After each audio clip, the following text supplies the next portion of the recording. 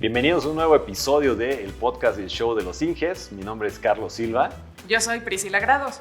Y bueno, Pris, pues te cuento, el día de hoy tenemos un programa muy interesante con unos invitados súper espectaculares. Y pues comenzando con esto, la parte de, vamos a ver un poco de recursos humanos, vamos a tener un invitado muy especial que nos va a hablar acerca de algunas técnicas, algunos métodos de gestión del cambio, etcétera. Y precisamente tocando este tema, Pris, abordando ya de una vez las noticias, yéndonos directo al grano, fíjate que estábamos leyendo acerca de cómo han sido los procesos de reclutamiento, cómo ha evolucionado esta parte del reclutamiento a través de los años. ¿Y sabías tú que actualmente ya incluso hay empresas que te pueden o te permiten hacer esta parte de reclutamiento pero utilizando inteligencia artificial? Órale, Charlie, esa sí no me la sabía. Suena como un capítulo de Black Mirror. Sí, yo sé que suena medio de ese estilo, pero no, es real. En realidad lo que hacen estas empresas es que te ofrecen bases de datos con un montón de currículums que ellos ya tienen y el candidato en este caso pues también crea una especie como de videoentrevista que sube a estas plataformas y la inteligencia artificial lo que hace es que empieza a través de obviamente de todos los parámetros que tú ingresas en tu currículum, de tu perfil, pero también cuando haces tu videoentrevista pues empieza a ver tus gestos, tu comunicación no verbal, todo esto y empieza a analizar tu perfil. Así de cañón está hoy en día, Pris, así te va a contratar ya una máquina en lugar de una persona, pero el futuro es hoy, entonces creo que está, la verdad, está bastante padre, digo, para la parte de eficientar este proceso, pues está padre, pero sí está cañón como está sucediendo todo, ¿no crees, Pris? Sí, Charlie, pero bueno, ahora Robotina, la DRH, es la que se va a encargar de hacer la selección. Oye, el Terminator ¿cómo se llama? El T2000 o T100 o cómo se llama el modelo, va a ser el DRH con su manita, el pulgar arriba, ¿no? Ándale, no, es que sin duda, ¿cómo ha evolucionado este proceso? O sea, de pasar de 3, 5 entrevistas o hasta más, pues ahora todo va a ser mucho más rápido, ¿no? Sí, no sé si sea bueno o malo, la tecnología hasta dónde nos está alcanzando. Fíjate que igual, digo, haciendo comercial breve, hace poquito estaba leyendo esto del libro de Modeus, de que también viene como toda esta parte de cómo han cambiado los algoritmos y qué tanto sabe ya en realidad los algoritmos, las máquinas acerca de ti. Entonces también es luego sí como que da hasta cierto miedo, sí parece capítulo de Black Mirror, de todo lo que sabe realmente un algoritmo y cómo va a ser el futuro, qué tantas posiciones se van a reemplazar, qué tanto no con máquinas o con este tipo de tecnología de inteligencia artificial. Entonces, pues digo, ya está pasando y pues ahí está, ¿no? Sí, así es, pero bueno, según esta startup mexicana, Hitch, si no estoy mal, pues decía que va a manejar todo este proceso con ética, ¿no? Y claro. esperemos claro. que se mantenga así. Ah, sí, debe de ser, debe de tener normativas muy estrictas para que precisamente pues vaya todo de acuerdo a como se planeó, ¿no? Así es. Oye, Charlie, bueno, quizás cambiando un poco de tema, quería compartirte un dato curioso, más que una noticia, es un dato que me pareció muy interesante. Por ejemplo, hace años, no sé si lo notaron incluso cuando estaba saliendo el iPhone 5, que hubo una escasez de iPhones. Fíjate que, digo, también no es que yo sea de los que me voy a formar en tiendas de campaña, pero en las tiendas la verdad es que no, a lo mejor no se notó. Pero platícame, ¿por qué? ¿Por qué hubo escasez? ¿A qué se debió? No, eso, la verdad es que estuvo muy loco y va estrechamente relacionado con el tema que veremos más tarde. Y es que resulta que hubo esta escasez debido a que el proceso de manufactura que seguían para ensamblar este nuevo iPhone era ineficiente. O sea, así como lo diseñaron y lo querían ensamblar, les tomaba mucho tiempo realizarlo. Okay. Así que esto ocasionó una serie de retrasos, que Apple perdiera mucho dinero, evidentemente, bajaran sus acciones incluso. Así que estuvo muy tremendo ese tema. O sea, por un error de diseño que se transfirió a la parte del ensamblado como tal, ¿se desencadenó todo este problema, Pris? Sí, suena bastante loco, pero así sucedió. Y precisamente hoy va a estar con nosotros José Manuel Ibarra para platicarnos acerca de algunas buenas prácticas para que a todos nosotros no nos suceda algo así. Creo de esa magnitud. Bueno. Pero bueno, Pris, pues vamos ya cerrando las noticias, vamos a la parte de tips and tricks, vamos a hablar de miembros estructurales, este módulo de Wellmans que trae SolidWorks, que ahora no solo es uno, sino dos, entonces vamos a ver qué tenemos por ahí.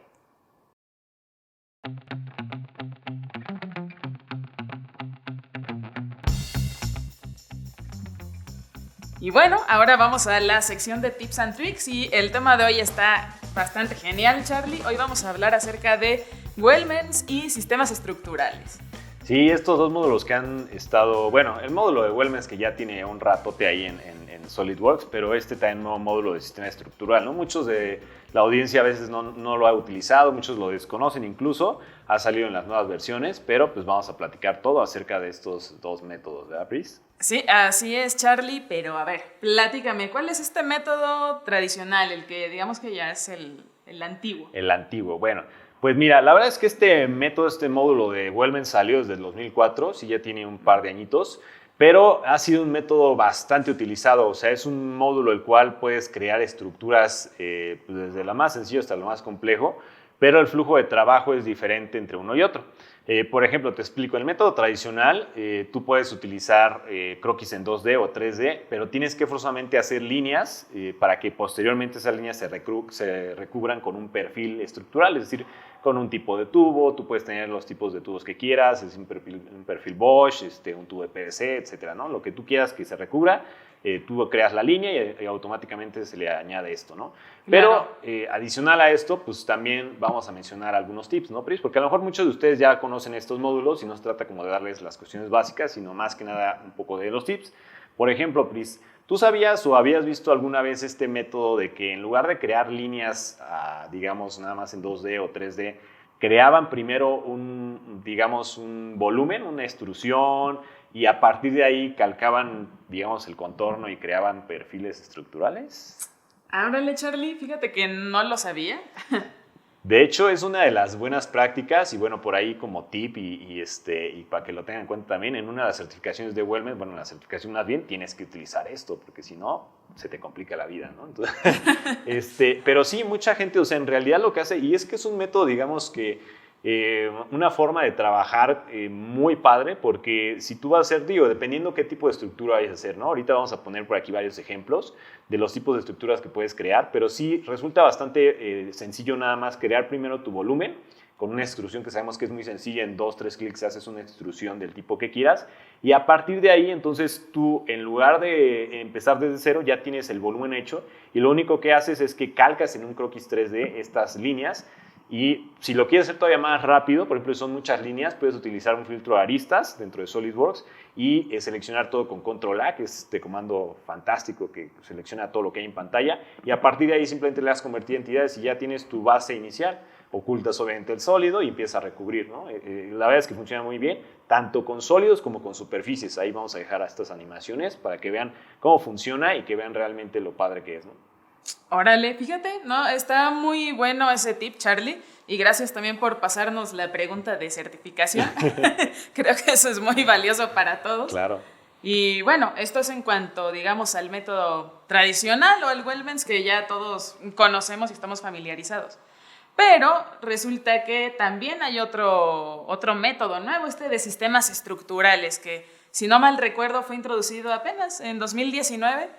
Y bueno, según lo que entiendo, Charlie, o tú me corregirás, pues esto de sistemas estructurales es como un poco para aplicaciones más complejas, ¿no? Exactamente. Fíjate que aquí, digo, no quiere decir que a lo mejor con el otro método, con el modo tradicional, no se puede hacer, o sea, aplica también, pero a lo mejor ustedes se van a dar cuenta y a lo mejor los que ya lo han utilizado, los que no y hacen este tipo de estructuras muy complejas, lo van a ver cuando lo utilicen. Es más rápido el nada más seleccionar a lo mejor una arista, un punto, un plano para crear un endo estructural que forzosamente tener que hacer una línea, ¿no? Exactamente, esa es una de las cualidades importantes, ¿no? Poder crear todas estas estructuras, como dices, a partir de planos, líneas, puntos, ¿no? Entonces eso pues facilita un poco la vida, ¿no? Acelera más este proceso de diseño. Pero fíjate que también algunas ventajas interesantes que ofrece es, por ejemplo, que podemos utilizar matrices. Claro, claro, fíjate que siempre, bueno, y en Solid de hecho es una buena práctica, siempre nosotros Sí. en entrenamientos decimos, si puedes hacerlo a través de una simetría o a través de una matriz, es decir, algo que se pueda replicar, pues no trabajes de más, ¿no? Hazlo una sola vez y replícalo las veces que quieras. Entonces también esto es interesante del módulo de sistemas estructurales porque puedes utilizar matrices, ¿no? Ya sea completo la estructura que estás diseñando o cuerpo por cuerpo, igual que el otro módulo de Wellness, ¿no? Oye, y otra de las ventajas que ofrece este nuevo sistema estructural, pues es que podemos tener toda esta estructura como una sola entidad. O sea, lejos de tener pues un listado en general de cortes, ¿no? Y piezas. Sí, bueno, fíjate que por ejemplo aquí sí, o sea, a lo mejor también muchos tienen la duda, ¿no? Los que nos están viendo, de funciona igual, o sea, también tienes tu lista de cortes y sí, en realidad también tienes toda tu lista de cortes igual que el módulo tradicional para que no pierdas la rastreabilidad de todos los miembros, de sepas cuántos perfiles tienes, de qué tamaño cada uno, de qué tipo, sigue siendo igual, pero a lo que vamos, que también es una ventaja que mencionabas ahorita, es que en realidad tú no tienes todas las operaciones. En el otro método tradicional de Wellness, tú tienes que hacer, por ejemplo, un grupo de estructuras y después si quieres hacer otro tipo, tienes que hacer otro grupo, etcétera, o otra operación para hacer flujos más complejos, ¿no? Entonces a veces se te junta en torno de operaciones, múltiples operaciones y no sabes cuál es cuál, en dónde vienen estos perfiles, etcétera. Y acá la ventaja es que tú puedes editar nada más con darle doble clic a alguno de los mismos estructurales y en esa zona, haz cuenta que te metes y edita nada más esa zona de los perfiles, ese tipo de recorte o esa unión o ese perfil si lo quieres mover. Y otra parte interesante también es que, por ejemplo, esa es una mejora ahorita de la nueva versión de 2021, es que también puedes girar tus miembros estructurales simplemente con un manipulador gráfico. Es decir, ya no tienes que estar moviéndole a los settings que el botoncito para arriba de tantos grados o tantos distancia, etcétera, sino que tú tienes tu manipulador gráfico y simplemente lo rotas dinámicamente y automáticamente empieza a hacer este movimiento, ¿no? Eso también es una ventaja que no tienes en el otro módulo, ¿no? Que está bastante padre. Sí, de hecho, Charlie, coincido contigo. La verdad es que sí ofrece ventajas muy buenas en el tiempo de desarrollo, ¿no? Como mencionábamos. Y bueno, otra ventaja importante que tiene este nuevo módulo, pues es la carpeta de administración de esquinas. O sea, podemos tener pues toda esta carpeta administrando, estos recortes y suprimirlos cuando necesitemos hacer alguna reconstrucción. Esto pues va a estar muchísimo más sencillo, ¿no? De manejar. Fíjate que esta es una clave, diríamos, en el diseño, porque tú sabes que, por ejemplo, en SolidWorks muchas veces para ahorrarnos, o bueno, si no, por ahí la audiencia que nos escucha, si no lo sabe, para ahorrarse a lo mejor muchos procesos de reconstrucción y que estén muy pesados los ensambles o las piezas, a veces mucha gente suprime cierto tipo de operaciones que consumen muchos recursos, que son muy complejas, por ejemplo, las roscas, todo eso que consumen mucho recurso. Sí, como vistas con muchos detalles. Exacto, se suprimen. Entonces en Wellness, en este nuevo método de sistema de estructuras, se puede suprimir la carpeta completa del detalle de los recortes. Entonces, imagínate que tú estás trabajando con tu estructura y de repente pues necesitas hacerle una modificación, pero cuando va a hacerle esa modificación, no sé, y en la carpeta de recortes se hicieron, no sé, 200, 300, 1000 recortes de los perfiles para que queden bien las uniones, pues cuando haces todo el cambio se van a volver a recortar y va a ser tiempo de estar haciendo esos cálculos de recorte, etcétera. Sí, otra vez más procesamiento. Más procesamiento. Entonces, si va a hacer múltiples cambios, lo mejor es que se suprime esa carpeta y hasta que termine realmente tu estructura, le quites la supresión para que ahora sí ya quede, digamos, la reconstrucción final y no tengas que estar tardando en el proceso, ¿no? Creo que es una muy buena práctica. Sí, la verdad es que son ventajas muy buenas, Charlie, pero ahora, la pregunta de oro. ¿Esto significa que sistemas estructurales es mejor que Wellness? Pues fíjate que no es tan así. O sea, mucha gente, por ejemplo, que hemos tenido talleres o hemos dado entrenamientos de sistema con estos dos métodos, mucha gente está ya impuesta, sobre todo usuarios que llevan muchos años con SolidWorks, a este método de estructuras tradicional y se les hace más rápido, incluso ellos en su flujo de trabajo lo hacen más rápido crear una estructura con este método que ya conoces al otro método. Y sobre todo en la parte de estructuras complejas es donde yo le veo más ventajas al sistema estructural. Sí, si tú vas a hacer una estructura muy grande, a lo mejor sí te conviene probar y empezar a utilizar el modo sistema de estructuras. Pero si vas a hacer una estructura sencilla, a lo mejor que no involucre tantos recortes, que son perfiles que están no sé, a 90 grados siempre o a ciertos ángulos que están parejos, a lo mejor te conviene seguir utilizando este otro método porque va a ser más rápido. También no te vas a meter en tanta personalización de parámetros ni nada, sino que no te complicas la vida, ¿no? Te vas por lo sencillo y hasta ahí. Sí, ¿no? Es como si quisieras pues algo muy robusto como para una aplicación pues muy básica, ¿no? O si te quieres llevar el Lamborghini a la esquina, ¿no? Para ir por a las la tortillas, tienda. ¿no? Exactamente, es lo mismo acá. Entonces, yo lo que diría, mi recomendación es prueben los dos, o sea, píquenle al nuevo módulo de sistemas de estructuras, sistemas estructurales, y vean cómo funciona, vean por ahí los tutoriales. Vamos a dejar también un webinar que Sí. dio por ahí su compañero Alan el año pasado, para que empiecen a iniciarse en este nuevo módulo de estructuras. Y cualquier duda, pues ya saben, nos escriben en los comentarios qué les pareció, cuál ustedes utilizan, si ya lo conocían, etcétera. Pris, ¿cómo ves? Sí, exacto. Recuerden utilizar el hashtag El Show Sí, de los Inges Inges. para comentarnos cómo les ha ido con Wellmens, con sistemas estructurales. Y bueno, pues quédense con nosotros porque vamos a la siguiente sección. Va a estar muy buena.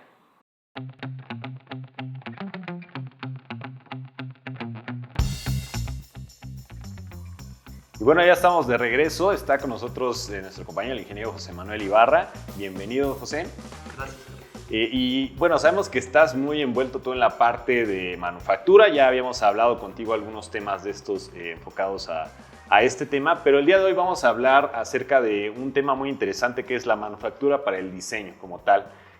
Buenas prácticas, que nos comentes cuáles son, digamos, algunos tips o cómo vienen estas tendencias ya de manufactura, qué es lo que se está haciendo hoy en día para cubrir y eficientar estos procesos. ¿Qué nos puedes decir de esto, José?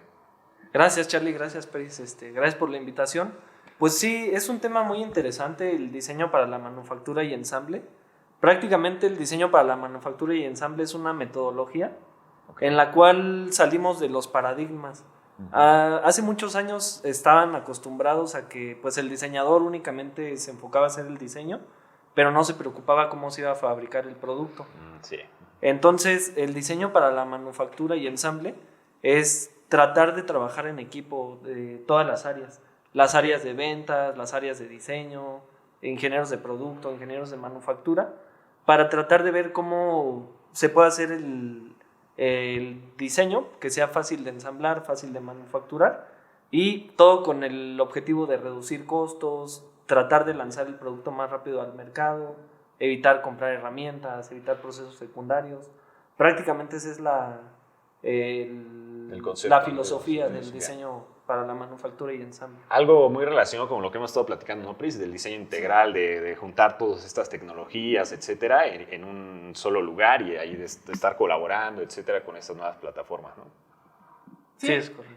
Exactamente, y mencionabas algo muy importante, José, porque anteriormente hacíamos el diseño pues sin cierto método, ¿no? Nada más con que saliera el resultado final y no nos fijábamos mucho en el proceso, ¿no? Sigue pasando a veces, ¿no? Que quieres diseñar, o sea, que hay gente Sí. que diseña, dice, voy a diseñar esta pieza y de repente así ya la ves a la hora que la diseñó y dices, no manches, pues sí, pero eso no lo va a poder fabricar, ¿no? O como lo Ándale. diseñaste al menos, no se puede fabricar a menos que, digo, hoy en día ya con las impresoras de manufactura aditiva ya se puede hacer todo, ¿no? Que agarras y lo imprimes directamente en metal, pues ya puede ser todo, pero antes o bueno, originalmente también hoy en día son procesos caros todavía. Es correcto, de hecho ese es el objetivo principal del diseño para la manufactura, es ver tu diseño. Prácticamente cualquier diseño, como comentan, se puede fabricar, pero probablemente eso te va a llevar a utilizar otros procesos como la manufactura aditiva o algún otro proceso de manufactura que pues va a incrementar los costos, los tiempos. Entonces tratar de evitar eso, tratar de hacerlo la forma más simple posible. Okay. De hecho, cuando hablamos del diseño para la manufactura y ensamble, siempre nos tenemos que preguntar cómo se va a ensamblar este producto y cómo se va a manufacturar. Y las respuestas deben de ser lo más sencillo posible. Si ya la respuesta es no, pues que impresión 3D y luego otro proceso y tienes que ensamblarlo de tal manera. Si la respuesta se complica, obviamente va a ser más costoso, va a tardar más. Entonces es tratar de evitar eso, tratarlo de hacer lo más sencillo posible. Okay. Sí, y justo a eso iba, en cuáles eran esas como buenas prácticas o cuáles eran esos principios que había que seguir, porque decía Carlos, bueno, ya quedó terminado el producto final, pero ¿qué tal el árbol de operaciones lleno de cosas o algo que es imposible quizás de llevar a la realidad, ¿no? ¿Cuáles serían unas buenas prácticas o qué principios deberíamos de seguir? Mira, prácticamente un diseño se conforma de 4 etapas. Un diseño conceptual, en donde tú tienes un problema y tienes que ingeniártelas, diseñar algo para darle solución a ese problema. Después tienes que hacer un diseño de ensamble. Okay. Ahí pues vas viendo, pues no sé, a lo mejor vas a fabricar una licuadora, pues qué componentes va a tener la licuadora, vas haciendo más o menos cómo va a ir ensamblada, todo montado. Después, en la tercera etapa, es hacer un diseño para la manufactura, ya que tienes todos los componentes que van a ir ensamblados, ver pues cuál es la mejor forma para manufacturar cada uno y posteriormente hacer un diseño detallado. Ok, entonces prácticamente estas son las etapas que lleva todo el diseño. Y cuando hablamos del diseño para la manufactura, debemos de ver cuáles son los principios. Lo primero es reducir la cantidad de partes. Lo ideal es tener un ensamble con la menor cantidad de componentes posible, ya que eso pues, te va a ayudar a reducir tiempos de ensamble, reducir costos, etc. También tratar de utilizar componentes estándar. Claro. Otro es hacer diseños modulares. La empresa Peugeot automotriz de Francia acaba de diseñar una plataforma modular para sus autos. Esa plataforma la pueden utilizar para los coches sedán, mini sub, coches deportivos. No importa si son coches de motor normal o coches eléctricos. Entonces esa plataforma la reutilizan para todos los autos que estandarizaron, digamos, ¿no? Su proceso y me imagino que han reducido un buen de costos, ¿no? Exacto. Eso se le conoce como el diseño modular, que también lo podemos ver aplicado en la arquitectura. Ya también en Europa se está estilando que muchos edificios o hoteles se están construyendo a través de módulos, en los cuales se fabrica una cabina en una empresa, y esa cabina la montan en un tráiler y la transportan a donde se va a construir el edificio, y la transportan en grúas y prácticamente van ensamblando todo el edificio como si fueran legos, y prácticamente pues el tiempo de diseño, el tiempo de construcción lo reducen bastante gracias al diseño modular. Y por último también la utilización de los pokayokes. Un ejemplo de un pokayoke, no sé si han visto por ejemplo, cuando sacamos el chip del celular. La tarjeta SIM, pues esa está a prueba de errores, ¿no? Únicamente entra en esa posición y ya de ahí no hay otra. Aunque la quieras meter en otro, no queda, ¿no? Sí. Exacto.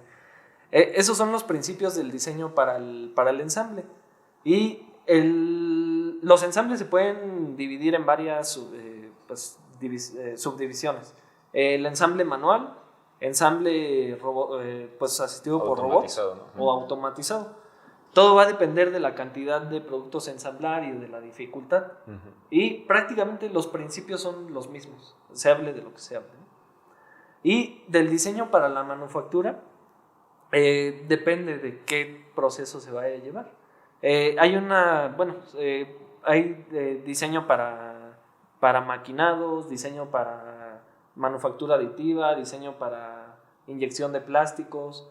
Entonces, dependiendo del proceso que se vaya a aplicar, hay ciertas reglas a seguir, ciertas reglas de diseño.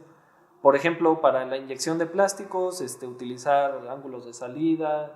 Para manufactura, pues utilizar redondeos en las esquinas. Entonces, tienes que verificar cuál va a ser el proceso de maquinado y ver qué metodología seguir. Fíjate que está bien interesante todo esto que mencionas. Creo que precisamente, ahorita ya mostraste algunos ejemplos o hablaste algunos ejemplos acerca de a qué va enfocado. Y creo que también ahorita esto que estás mencionando, pues aplica muy bien para, por ejemplo, cuando llegamos a dar capacitaciones, en este caso nosotros de SolidWorks, pues viene esta parte, ¿no? De, a ver, piensa cómo lo vas a fabricar, cuál va a ser el método, y de acuerdo a eso, pues empieza a trabajarlo en el software, ¿no? Y va enfocado precisamente a eso. No vas a hacer algo que va a ser para inyección de plástico y lo vas a dejar sin ángulos de salida, ¿no? Sabes que a la hora del desmoldeo, pues se va a quedar pegada la pieza o va a salir con defectos, etcétera. Entonces, creo que sí va muy enfocado en esto, pero no sé igual si qué otra cosa nos pudieras agregar a cómo va aplicado en el CAD. Bueno, como bien mencionas, dentro de SolidWorks, de cualquier licencia, desde la estándar, viene incluido un complemento que se llama DFM Express, claro, que es Design for Manufacturing Express. Siempre lo he visto ahí, pero pocas veces sabe la gente cómo se utiliza, e incluso a veces nosotros, ¿no? Sí, pues prácticamente es un producto en el cual tú tienes tu diseño, seleccionas el proceso de manufactura y ahí te dice si se cumplen las reglas de ese proceso. Ok.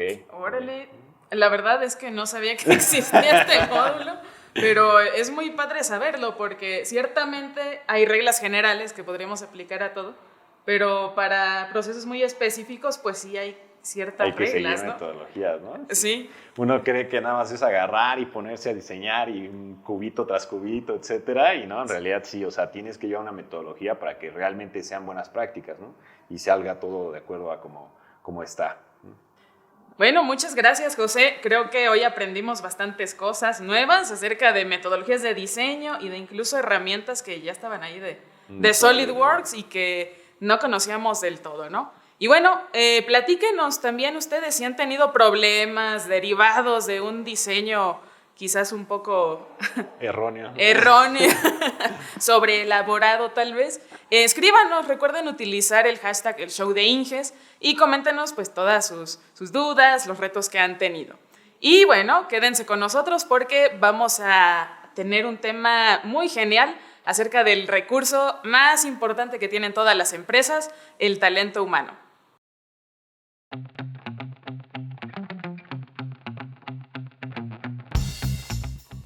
Y bueno, gracias por continuar con nosotros. El día de hoy estamos muy contentos porque tenemos un invitado muy especial. Nos acompaña un invitado de la parte de recursos humanos. Él es Humberto Morales, él es licenciado en Psicología del Trabajo y actualmente se desempeña en la coordinación de compensaciones en la empresa Crown. Y bueno, Humberto, muchas gracias por estar con nosotros. Bienvenido. Bienvenido, Humberto. Gracias. Y bueno, hoy vamos a tocar, no me dejarás mentir, un tema bastante genial, bastante interesante, que es la gestión del cambio. Pero bueno, antes de entrar de lleno, Humberto, platícanos acerca de ti, de tu experiencia. Bueno, como bien dices, yo salí de la carrera hace unos 6 años aproximadamente, de la UAC, y pues entré directamente a trabajar a Crown, ¿no? ya en forma, y pues ahí he estado trabajando durante 5 o 6 años aproximadamente. Y pues he pasado por varios departamentos, ¿no? Desde reclutamiento, desarrollo organizacional, comunicación, ahora en la parte de compensaciones y excelencia operacional. Y bueno, pues a lo largo de ese periodo pues he tenido oportunidad de aprender pues, muchas cosas, ¿no? Justo sobre esta parte de gestión del cambio y compensaciones, sobre todo ha sido como lo más fuerte. Que es ahorita en la parte que te estás actualmente desempeñando, ¿no? En compensaciones. Correcto. Y todo esto. Pero, a ver, platícanos un poco más acerca de este tema. Digo, hay mucha gente que a lo mejor no sabe de qué se trata esto de la gestión del cambio, no han escuchado hablar de ello, y pues creo que es algo muy interesante, ¿no? ¿Qué es en realidad esto de gestión del cambio, Humberto? Bueno, como definición puede haber muchas, ¿no? Y existen muchos modelos de gestión del cambio, en realidad no hay un consenso como tal, pero a grandes rasgos creo que la mayoría coincide en que es un proceso de planeación sobre cómo ir implementando algunas modificaciones, ya sea en la empresa a nivel pues, personal, financiero, de procesos, etcétera, ¿no? Bueno, Okay. En definidad, en realidad todo puede ser cambiado.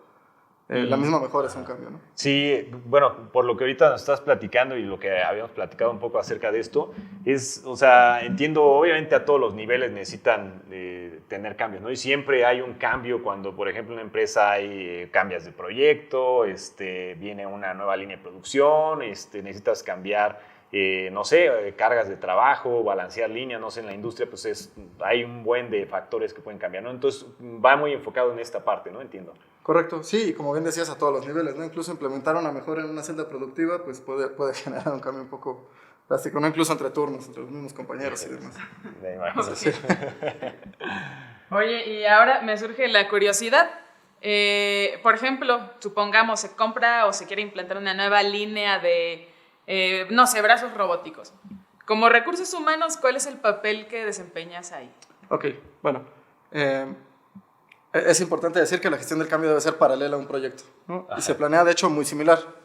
Entonces, tienes tu línea del tiempo de cómo vas a implementar tu línea, pero también necesitas tener a la par, junto con los hitos, debes irlos marcando, qué momentos son importantes para las personas, ¿no? Y en qué momento es importante que les comuniques y que los vayas haciendo conscientes de lo que va a suceder en el futuro inmediato. Ok. ¿De acuerdo? Porque una cosa es que yo sepa lo que va a pasar y otra cosa es que la acepte. Y otra cosa es que lo sepa hacer.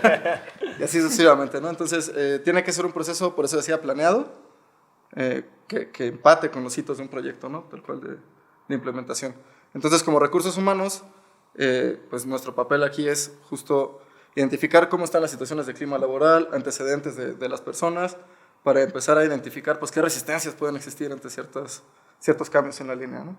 Resistencias desde, pues, esta siempre ha sido mi máquina y no la quiero dejar, hasta, bueno, pues, los mismos líderes, ¿no? Que le están implementando tienden a aplazar el proyecto, o muchas veces nos hemos percatado de que atrasos en entregas tienden a ser por resistencia a realizar algunas actividades en particular, por convivencia con otros compañeros, o porque el proveedor, pues, de plano, no me convence y demás, ¿no?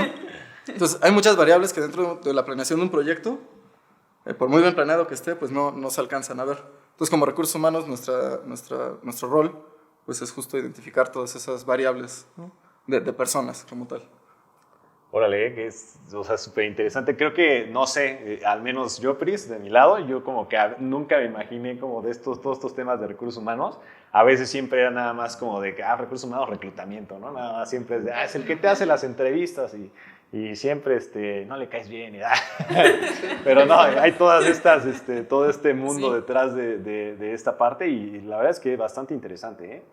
Sí, realmente no es un proceso que lleve mucho tiempo. La realidad es que no muchas empresas, digo, cuando recién el proceso en Crown surgió conmigo, ¿no? Yo me certifiqué, bueno, pues nos parece buena iniciativa, adelante.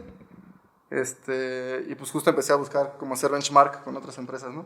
Y me fue difícil encontrar. Claro, me imagino. Empresas donde hubiera, ¿no? Algún proceso definido, o aunque no estuviera definido, pero iniciativas de este estilo, pues no hay tanto. Sí, no, creo que mencionas algo importante, o sea, sí, precisamente como te decía, a lo mejor yo no me imaginaba que había esto y como dices tú, pues es algo muy nuevo, ¿no? Entonces, pues qué padre que esté haciéndose todo esto, pero ahora, ¿cómo se lleva, digamos, a la práctica? Porque hace rato mencionas, pues hay un montón de variables, o sea, en realidad puede ser desde que fulanito no siga con su tanito, o desde que la máquina, ya le sé bien esta máquina y no quiero porque tengo que empezar otra vez, o me va a costar un poco más de trabajo capacitarme en esta otra máquina, en esta otra estación, no sé, hay muchísimas cosas. Entonces, ¿cómo llevas una implementación de una gestión del cambio a todos los niveles de manera correcta? ¿Cuáles son, digamos, que las pautas que tienes que tener en cuenta, etcétera? Sí, pues en primer lugar, tienes que evaluar qué involucra el cambio, ¿no? Y eso es mucho de lo que hacemos desde RH en este rol, pero no lo podemos hacer solos, ¿no? Como tal, tenemos que, pues, justo traer a todos los altos niveles que vean, bueno, qué impacto tiene este cambio para ti y finanzas, ¿no? Que muchas veces, pues, algunos departamentos ya es muy sencillo porque estuvieron muy involucrados en el proyecto y en algunos otros no. Entonces, pues de entrada tienes que evaluar el cambio, ¿no? ¿Qué impacto va a tener? ¿Qué tan rápido necesitas que sea? ¿A cuántas personas vas a abarcar? ¿De qué niveles? ¿De qué tipo? Tipo, dígase, sindicalizado, operativo, no sindicalizado, outsourcing. Exacto. Y demás, ¿no? Hay infinidades. Entonces, en primer lugar, pues, creo que para que sea exitoso tienes que tener eso muy claro, ¿no? Ajá. Y también el para qué lo estás haciendo. Si de repente quieres meter un proyecto y no lo logras alinear a la visión estratégica, corto, mediano o largo plazo, pues también va a ser difícil, primero, que tú mismo que lo estás implementando, lo compres, ¿no? Que creo que es un proceso personal difícil. Porque pues muchas veces es mi chamba y pues me lo están pidiendo, ¿no? Claro. Que yo no esté convencido. Y después empezar a cascadearlo en los diferentes niveles, pues también puede ser complicado, ¿no? ¿Por qué? Porque todas las personas pues recibimos información diferente. Entonces, justo desde recursos humanos nos encargamos de preparar a la gente para poder hacer un despliegue adecuado, cómo se alinea, qué datos necesitas, o hay gente que es más emocional, pues adelante, no atiende a sus emociones, como catalogar todas esas variables, y también conforme vas aplicando cambios, pues también vas guardando registro de pues, cómo reaccionan ciertas personas a qué estímulos. Pero esto suena medio manipulación, Sí, pero no tanto, pues. necesario. De alguna forma es pues vender, Sí. porque al final pues todas las empresas son un negocio, ¿no? Claro. Por muy preocupados que estén por las personas o muy enfoque humano que tengan, pues tienen que seguir siendo negocio. Entonces, justo esta parte de gestión del cambio es, bueno, vamos a atender la parte de la gente. Wow, la verdad es que no me imaginaba toda la serie de variables que ¿no? lleva. Sí, la verdad es que es más complejo de lo que pensaba, porque no estamos trabajando con máquinas y equipos que sabes que le mueves aquí y va a funcionar. Tratamos con personas. Aunque a veces parece que sí son máquinas, ¿no? Pero no, imagínate meterte en cada cabeza y tratar de venderles esa idea, como dices, a fin de cuentas es un negocio. es todo un reto, ¿no? Y precisamente, digo, ya nos platicaste algunos retos, ¿no? De que a lo mejor desde que va que Juanito no se lleva con Sultanito y ya tenemos un problema, o retrasos, qué sé yo. ¿Cuáles son los retos más comunes a los que se enfrentan las empresas para implementar un modelo de gestión del cambio? Ok. Primero, pues comprársela, ¿no? O sea, primero que no le suene como a mucha chamba, que la realidad es que, pues así platicadito pudieras parecer como muy difícil de lograr, que sí lo es, ¿no? Pero al final, pues reditúa como tal.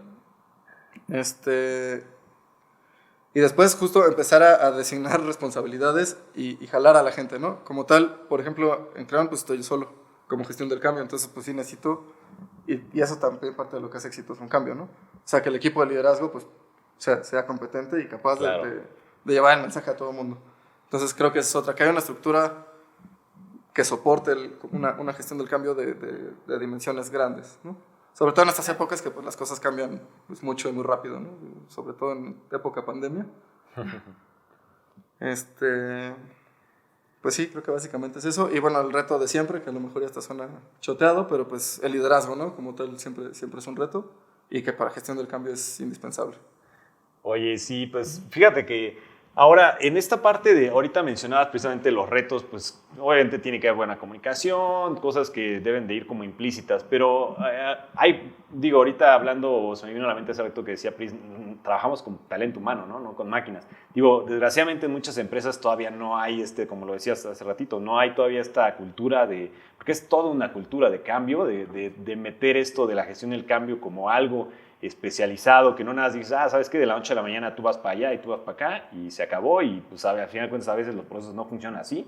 Entonces, ¿qué beneficios tú verías también para la gente, digamos, de que está a nivel de direcciones, de gerencias, en cuanto a que le pudieran sacar provecho con algo como esto, que gestionen cambios de este tipo, que lo hagan a través de metodologías, como decías tú, te certificaste, entonces, ¿qué beneficios le ves tú que se haga de esta manera?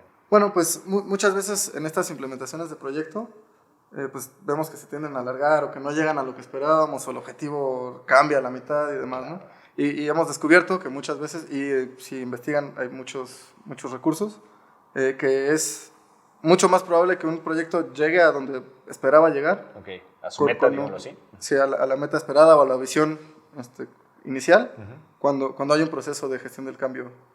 Y no nada más se hace como medio. de que tú para acá y ya, ¿no? O sea, sí. Correcto, sí, justamente porque ves, las personas pasan ese proceso contigo y no nada más lo planeaste y lo ejecutaste y la gente todavía tiene que vivir su proceso y entonces eso tiende a atrasar mucho los tiempos de entrega, incluso pues es más probable que termines en tiempo, ¿no? Cuando tienes un proyecto de gestión del cambio paralelo. El deadline sí sea el deadline final y no el primer deadline de 20 deadlines. Correcto.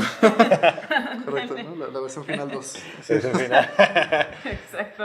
Así Oye, es. y por ejemplo, Humberto, bueno, ahorita platicamos de los beneficios, pero también cuáles serían las consecuencias de no tener una metodología bien establecida de gestión del cambio, ¿no? Por ejemplo, una de esas era esta, ¿no? De que deadlines que de pronto se alargan más de lo esperado. ¿Qué otras consecuencias hay? Bueno, sí, o sea, realmente pues siempre ha habido proyectos, ¿no? Siempre ha habido cambio, entonces pues no es que podamos perder mucho.